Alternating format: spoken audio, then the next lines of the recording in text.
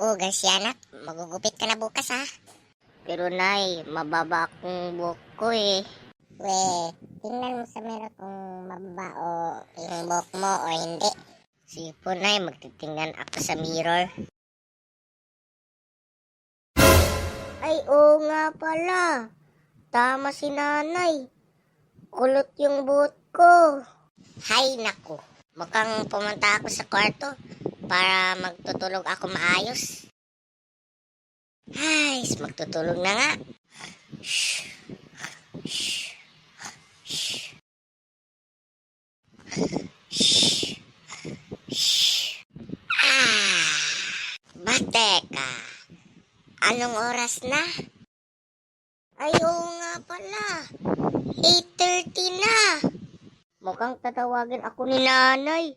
Patay ako dito. Pumunta ako dito, Nay. Bumaba na ako. Anong talaga yung batang na to? Hindi pala siya gumising eh.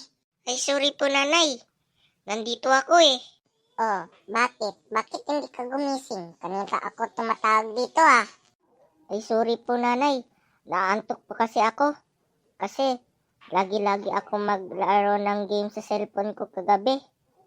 Saka hindi ako magtutulog maayos eh. Nakalimutan ko agad.